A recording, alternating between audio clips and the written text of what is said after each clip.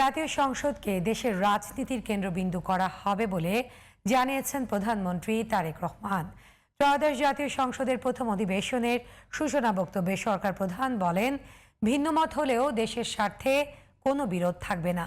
কার্যকর একটি সংসদ প্রতিষ্ঠা করা হবে। স্পিকার ও ডেপুটি স্পিকার না থাকায় ডক্টর খন্দকার মোশাররফ হোসেনের সভাপতিত্বে শুরু হয় ত্রয়োদশ জাতীয় সংসদের প্রথম অধিবেশন। বিস্তারিত জানাচ্ছেন মনিরুজ্জামান।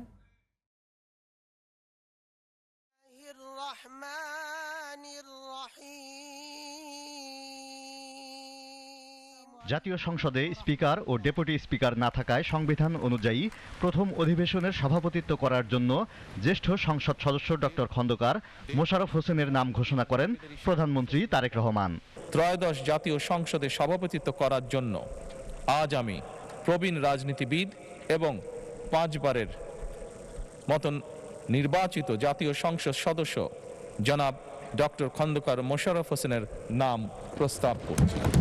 গণতান্ত্রিক যাত্রায় যারা নানাভাবে ত্যাগ স্বীকার করেছেন, সূচনা বক্তব্যে তাদের সবার প্রতি কৃতজ্ঞতা জানান প্রধানমন্ত্রী তারেক রহমান। 71 সালের স্বাধীনতা যুদ্ধের থেকে শুরু করে 2024 সালের দেশ এবং জনগণের স্বাধীনতা রক্ষার যুদ্ধ সহ এই পর্যন্ত দেশে গণতন্ত্র এবং মানুষের অধিকার প্রতিষ্ঠার সংগ্রামে যারা শহীদ হয়েছেন, ত্রয়োদশ জাতীয় সংসদ শুরুর এই যাত্রা লগ্নে আমি তাদেরকে কৃতজ্ঞতার সঙ্গে স্মরণ করছি।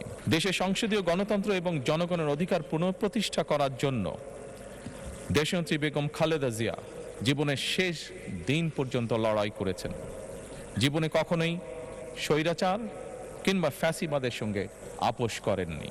কোনো দলের নয়, সবার প্রতিনিধিত্ব করছেন উল্লেখ করে প্রধানমন্ত্রী বলেন, দেশের স্বার্থ রক্ষাই হবে তার রাজনীতি। আমার রাজনীতি দেশ এবং জনগণের স্বার্থ রক্ষা করার রাজনীতি।